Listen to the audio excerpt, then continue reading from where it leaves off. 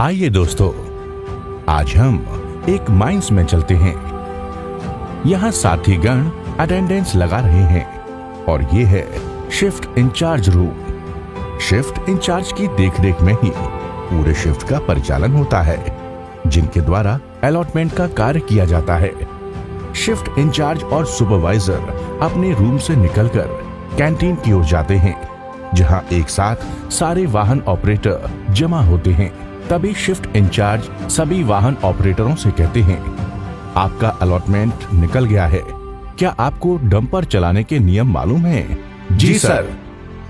कोई भी व्यक्ति खदान के अंदर डंपर नहीं चलाएगा जब तक कि उसे खान प्रबंधन द्वारा अधिकृत नहीं किया जाता है।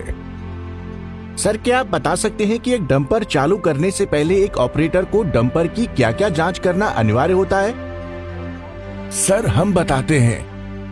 हम सबसे पहले डंपर के चारों ओर घूमकर देखेंगे कि पायदान, सीढ़ी, रेलिंग सभी ठीक हैं। फिर रेडिएटर, इंजन, हाइड्रोलिक से कोई लीकेज तो नहीं है और डंपर के टायर की स्थिति ठीक है। सस्पेंशन देखेंगे कि वो बैठे तो नहीं है। फिर डंपर में चढ़कर सभी सेफ्टी के उपकरण जैसे headlight, horn, backlight, panel light, real vision camera, audio visual alarm, OITDS panel, proximity sensor, seat belt एवं AFDSS काम कर रहे हैं या नहीं। बहुत अच्छे, आप एक बहुत अच्छे ऑपरेटर हैं और सभी को आपने बहुत अच्छे तरीके से जानकारी दी। ये एक एक्सपीरियंस्ड ऑपरेटर की निशानी है। सर, हमें गति सीमा की जानकारी एक बार पुनः दीजिए।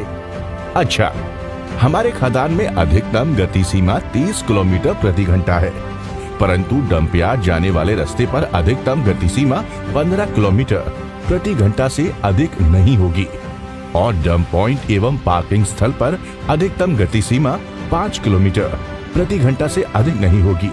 साथ ही ढलान में उतरते वक्त वाहन की गति सीमा नियंत्रण में रखें और RAC स्विच का उपयोग करें। यदि किसी कारणवश विजिबिलिटी कम हो तो गति सीमा 10 किलोमीटर प्रति घंटे से अधिक नहीं होगी।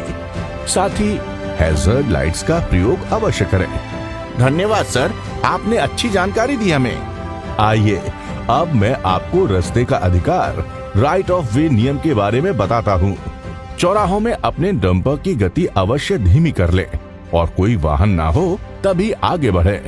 अगर हल्के वाहन और भारी वाहन एक साथ चौराहे पर पहुंचते हैं तो हल्के वाहन के चालक को रुकना होता है। साथ ही इमरजेंसी जैसे वाहन जैसे फायर टेंडर, एम्बुलेंस को हमें प्राथमिकता देनी होगी। साथ ही वाटर स्प्रिंकलर एवं ग्रेडर को भी हमें प्राथमिकता देनी होगी। अब हम पार्किंग के नियमों के बारे में बात करते हैं। वाहन को निर्देशित जगहों में ही खड़ा करना है, हॉल रोड में बिल्कुल भी नहीं।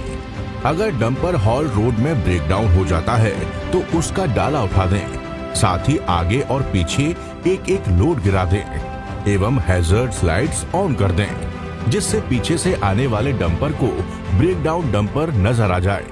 साथ ही चक्कों को एक तरफ काट दें। पार्किंग ब्रेक लगाकर चक्कों को ब्लॉक से जाम कर दें ताकि लुढ़कने का खतरा ना रहे।